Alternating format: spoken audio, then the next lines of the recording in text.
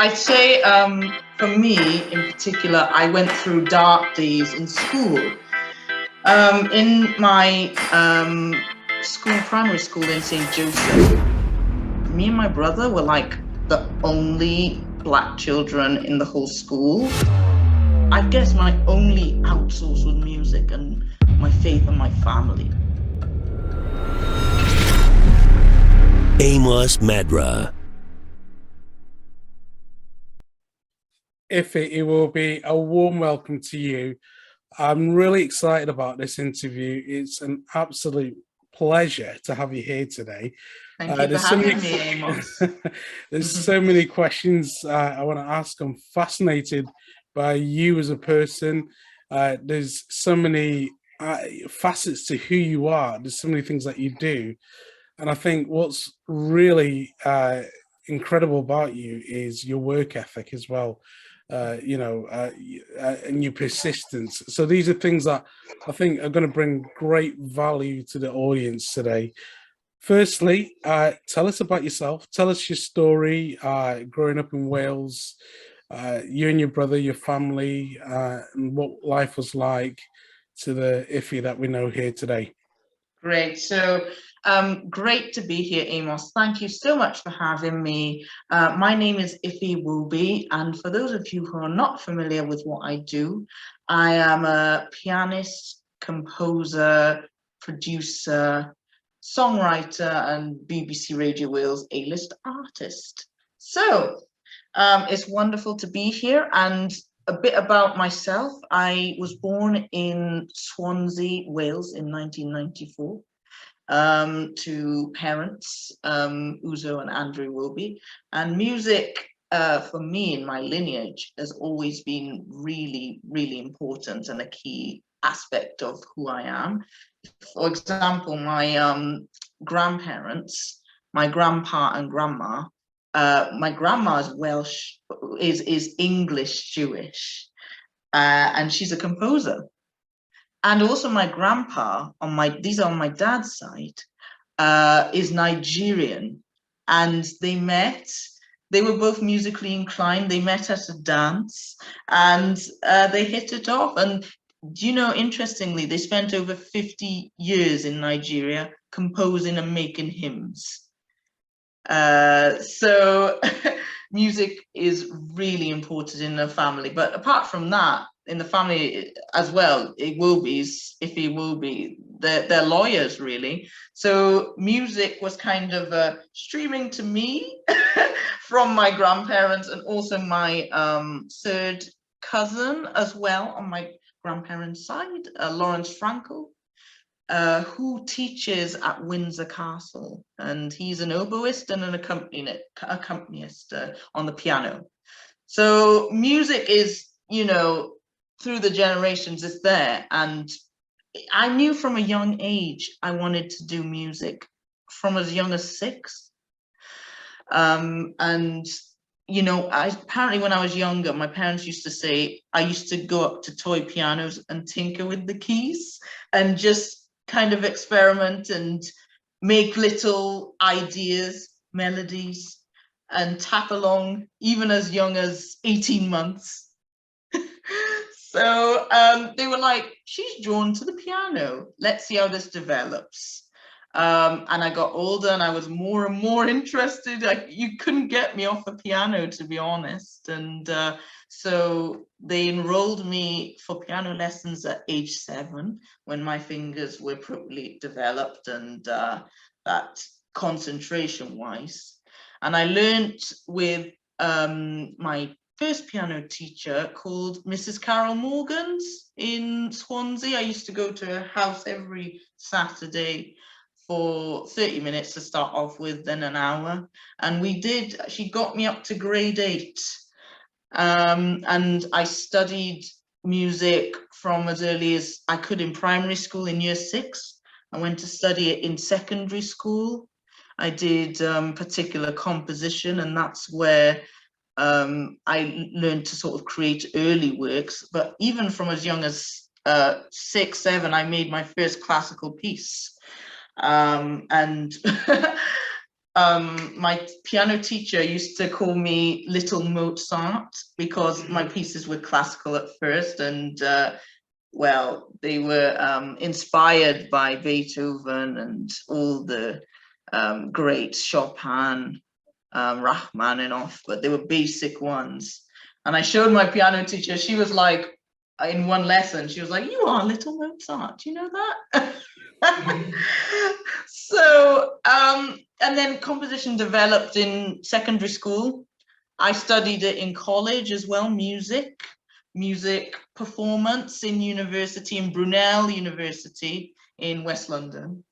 And yeah, I did that for 3 years. And from there, it's really been a part of my life ever since. And after uni, I really concentrated on performing. I've been grateful enough to perform around Wales and beyond Wales. For example, you know, the Wales Millennium Centre, the Senedd, St Fagans Museum for Black History Month, in Black History 365 in particular, with Race Council Cymru, and also lots of festivals, Daring to Dream, Boomtown. So recently hit up, we did Boomtown, me and my guys, and the 10 of us. And yeah, it was an opportunity for my works to get exposed to audiences outside of Wales. And this was this summer, actually, in August, we had Boomtown. And wow, was it a real show, you know? It was just a vibe. And I've been grateful enough to perform in, you know, venues in London and America as well, Ohio. So I think that's, yes. In the Caribbean as well, I believe. Pardon, sorry. The Caribbean? Oh, I need to go there. No, there's one on the hit list, Amos. Is that right? Okay. Yes, I need to go to the Caribbean, America. I don't know why I thought you'd performed there as well. I thought you'd been to Antigua. Antigua, yes. My music has been on the radio stations for TGI Fridays, Antigua, Motown Days, and on especially the TGI Fridays mix. In Antigua, yeah. So now, I mean, it's incredible when I think about how, you know, your music career began, and, you know, taking, you know, being drawn onto music. You could have quite easily gone down the law route because that was very much ingrained in your family's DNA, but music had a major part to play. You know, when did you realize that this was your calling, this was your purpose? This was, I know from a young age you enjoyed music, but when did you realize, I want to make a career out of this? A career, well, even in, I would say, as young as 14 in secondary school. I even knew as early as then. I was like, I enjoy it so much. I see visions of myself performing to huge audiences around the world. I see visions of myself, my composition, my works being known on a global scale, and also working with big artists, you know, that we write tracks together, but we perform together. And yeah, that the joy of music is spread around the world. So as young as 14, it's just developed from that. The ambition for music has never stopped. You know, incredible. And I think it's really interesting how you spoke about the visualization process. Yeah. You know, talk to us about that, because, you know, seeing that image of yourself, seeing yourself performing, and then manifesting that as well after you know you've had that vision. That's an incredible yeah, for sure. Like, honestly, it was such a dream, such a big goal of mine to just get performing, because no one's going to do it for you. You have to make your own opportunities, you see. And really, through it was actually my cousin Gloria Brimer. Have you heard of her? She's a gospel, really big gospel singer in Nigeria and around the world. And she was saying to me, no one is going to make your career for you. You have the talent. You need to put yourself out there and show you know, the world, what Ify Iwobi is about. So she was the one that started kind of getting I'd say, advice for me to get on social media and to promote. So that was after uni in particular. I started, you know, social media, my accounts on Instagram. For those of you who want to check me out, it's Ify Iwobi, Ify Iwobi, all on the socials. And yeah, she started that. She started help me to get on that platform. Twitter, Instagram, Facebook, and then also on the streaming, Spotify, iTunes. No one's going to make that opportunity for you. And I started my compositions, particularly from uni, one with Nature, with Danica Swinton, and then my album, Illuminate, and singles from there after uni, putting it on the streaming platforms with. So, yeah, I mean, when I think about, you know, that the connection again there with family, having that support as well, you know, I can imagine there would have been times where that support wasn't there, maybe the way you might have wanted it, but you still pushed your way through. You know, your work ethic, again, it's incredible. Obviously your cousin spoke to you about that, talked to you about, you know, putting the work into it, but I think you're very resilient. I think, you know, you despite setbacks perhaps, you still push through. You know, talk to us about that level of resilience. Definitely. I'd say for me in particular, I went through dark days in school. In my primary school in St. Joseph's, me and my brother were like the only Black children in the whole school. Like it was really diverse, not diverse in the population of the school. Most of them were white Welsh kids, you know? And so to find someone like you in the school, it it just didn't happen, you know? And I guess music was my only outsource for me to be me, you know? And from that primary school, I went to secondary.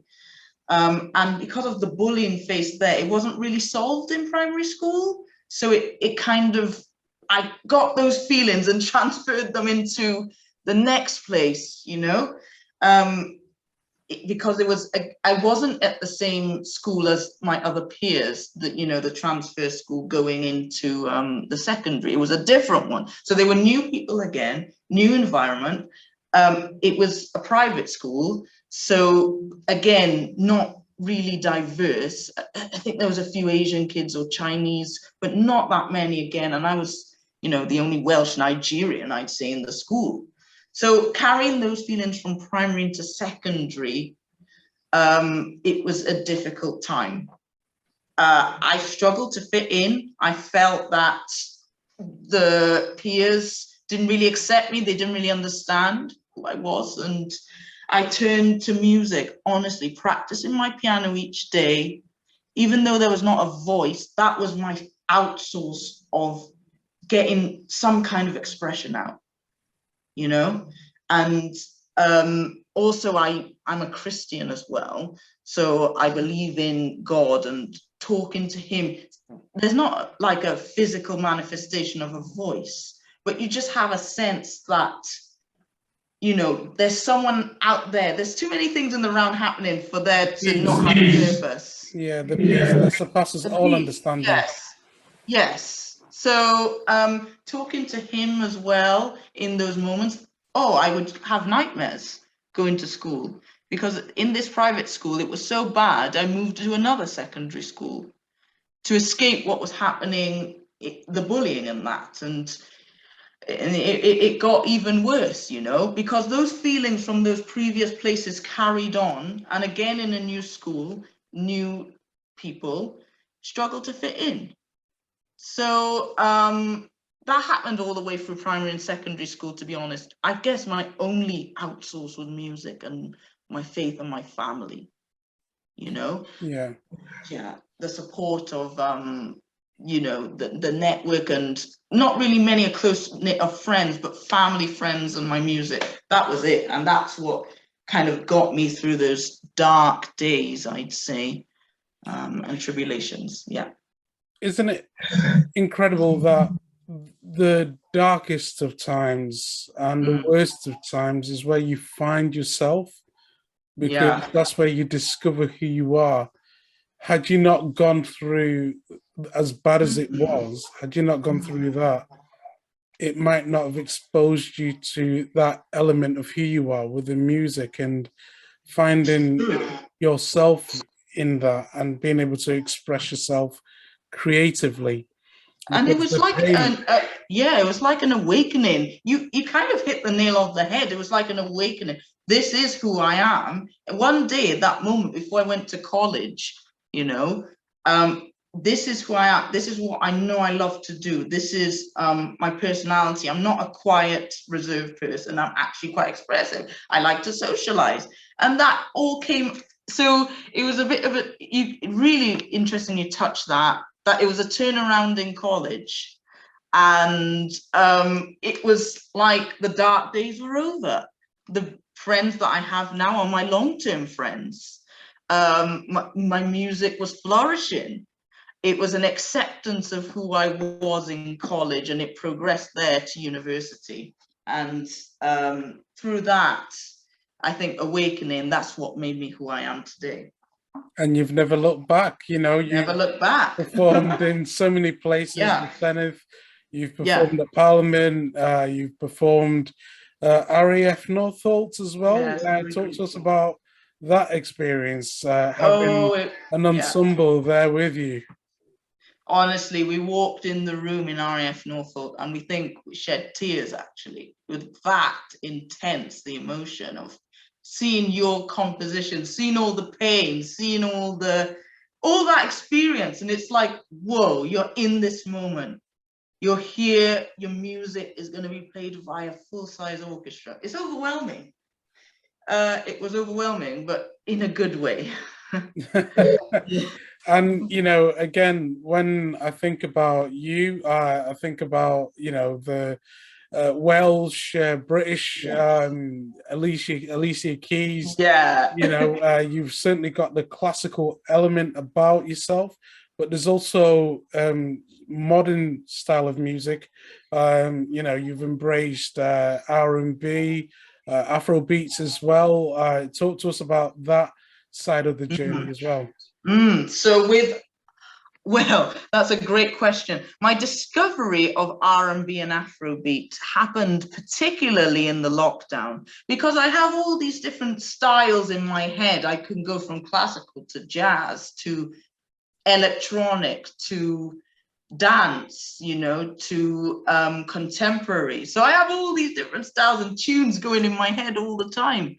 So my first album, Illuminate, was composed, but that was before the lockdown. And I had a bit of a break from making tracks, because I actually found the lockdown really quite hard and difficult, not just because of musician and work. Work was difficult, but also just the impact of how it was affecting loved ones, COVID, and many people I knew were like, passing, it was their time to go, they were passing on.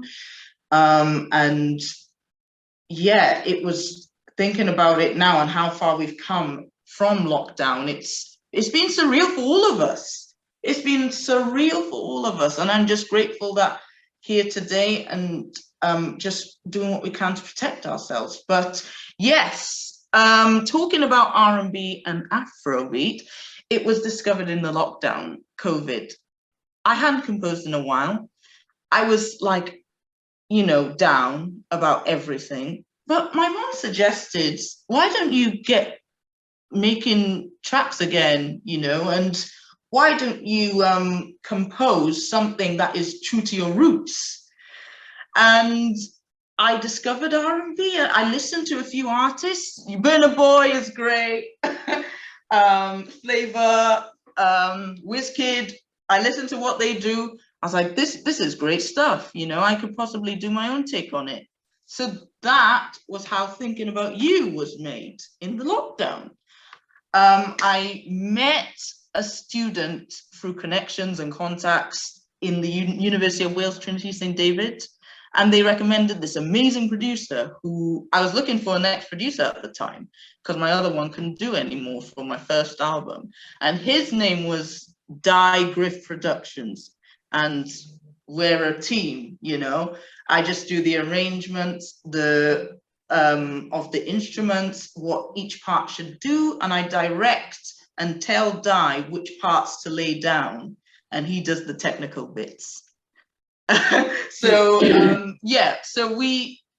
the first track actually, it was from the Boss in It EP, Boss in It Love Rhapsody, and Thinking About You was one of the first tracks I ever made. We made the beat. He'd never done African music before. He's white Welsh, you know, so he's like, how are we gonna do this? I was like, don't worry, just follow my direction. I've got the ideas in my head, let's put it on paper. And yeah, the arrangement happened, and it took 2 hours and a bit in the day. And I was like, okay, we need a vocalist now. We need an authentic Afrobeat high life vocalist. And lo and behold, Jinmi Abduls appears out of, you know, the blue. I discovered his music because I was really like, come on, let me find the right person. And he's worked with Oxlade. His song Greed, they've had over 2 million streams, I think, on the streaming platforms. And I was like, wouldn't it be amazing to work with this guy? Hold on, why don't I, no one's going to make opportunities for yourself. Why don't you try just sending a message on Instagram? So I did exactly that. And I said, you know, introduce myself. My name is Ify Iwobi. I'm pianist, composer, producer, songwriter based in Wales. But I've made this African Afrobeat track called Thinking About You, and it would be great to feature your incredible vocals on this track. Now, he probably gets thousands like this every single day from aspiring artists, aspiring musicians, you know. It could have gone to spam, but can you imagine? He actually responded, like within a few hours. It's honestly, incredible. It's incredible. Absolutely. You know, just what you've described there, there's so many golden nuggets to take from this, because I always want to give value to the audience when they listen to interviews with guests like yourself, and it's incredible. And there's principles that we can all apply in life. And as long as we follow those principles, it doesn't matter what career you go into, whether it's into music or whatever it is, as long as you follow those principles, you'll always find a way and you'll succeed. When I hear about your journey and your story there's so many things that we can take from it. Again, we spoke about the difficulties, the dark days. You found a calling, you found a purpose. But then let's talk about the creative process. You know, Solomon said there's nothing new under the sun. It would just reimagine things. You started listening to these artists who you were influenced by, the WizKids and the so-ons. You picked up a lot from them, and you got a style of your own, made it your own. You networked and you went and met this producer. You put this record together and you just took a chance on yourself. You know, you had nothing to lose. You reached out to this artist. What's the worst you can say? No, or for it to go to spam or whatever.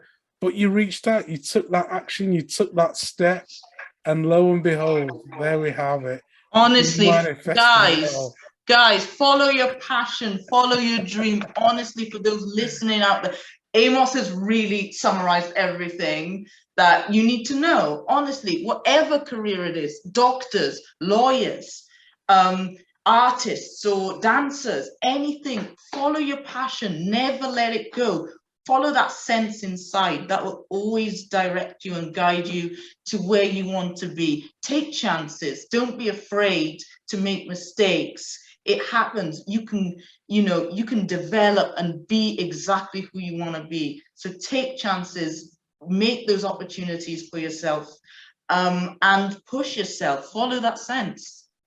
Amazing. So finish that story for us. You reached out to him. Yeah, Jinmi Abduls, and he responded miraculously. he actually on the Instagram, he messaged back. he was like, oh, hey, Ify, great to meet you. It would be good to hear the beat so I can have an idea of what it sounds like and whether we can work with my voice and get it on the track. So we had a phone call a few minutes later. He was on the phone and I played him the beat on a set, a sound system. He listened to it. He was silent for a bit, you know, taking it in. And but he responded and he was like, have you been doing this all your life, this African?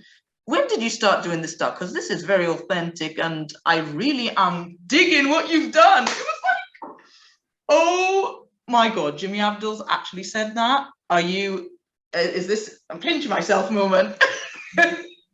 You know, and so he was like, I'd be happy to work with you on it. I'll do the lyrics and I'm happy to lend my voice to this. And yeah, within a week it was done, Amos. Wow. He sent the vocals from Nigeria. We worked remotely. So he was, because it was in COVID times, he was working in Nigeria, sent it to Wales. We laid it down on the beat, just did a little few touches. It was done. And I submitted it to BBC Introducing. Again, take a chance, guys. You know, you can say, oh, it's too intimidating. I'm not, can I do this? Am I enough for this? Will this work out? Take a chance. So I uploaded it on Introducing. It was assessed by the panel. And honestly, I think it was like a week and a bit later, the head of BBC Radio Wales, who does the listing, Ed Richmond, got in touch with me, and he said from there, is this track yours, thinking about you? How did you get Jinmi Abduls on this? That's one question. But the next one is, this is fantastic. We need to get this on the station. And how would you like it to be A-listed? Oh my goodness. Oh, he contacted email and, you know, because it was published through Horizons, which is the BBC Wales music a promotion site. And he found it on there and Introducing. He reached out, and that was how it was, Amos, honestly. Honestly. And then from there, next tracks, consecutive. I've had 6 consecutive A-lists from there. Incredible. With composing and staying in the genre. Guys, honestly, follow your dream. You know, own it.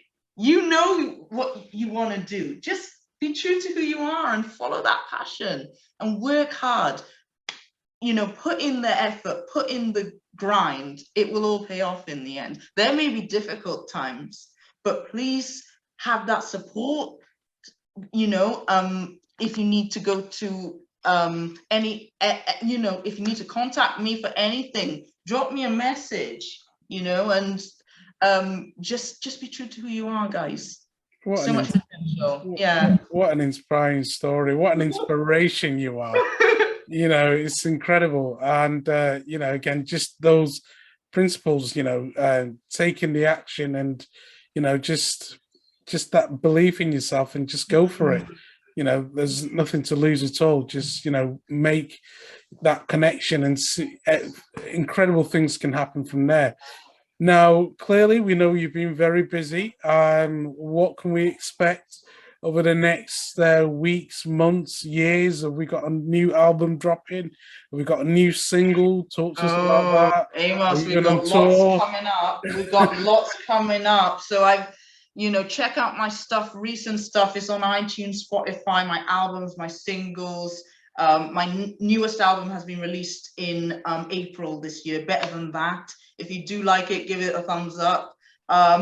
It's on all streaming platforms. I work with singers from around the world, and it's a great R&B, Afrobeat album if you're into that. But to come, lots to come, honestly. Performances around Wales at the moment. I've got Festival of Voice coming up in October in Wales Millennium Centre. Also a few festivals as well, Daring to Dream, That's a big one. That's a big online festival where you just perform your music. I've so much in store to come. I've already got the next track going, and I've got another 5 in my head to lay down.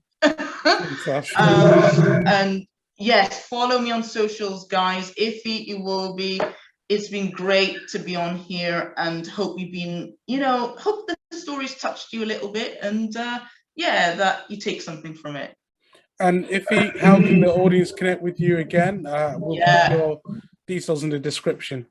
My social media is Ify Ify Iwobi Iwobi, or Ify Iwobi on Instagram, on Twitter Ify Iwobi Music, Facebook Ify Iwobi Music, and YouTube. I have a YouTube channel, so if you like the music, hit a subscribe. And yeah, share it with a friend. Feel free to check it out. Fantastic. Thank you very much. Thank you, Ify. Thank you. Thank you, Amos, for having me. If you want some amazing inspiration, check out the videos next to me, and I'll see you right there.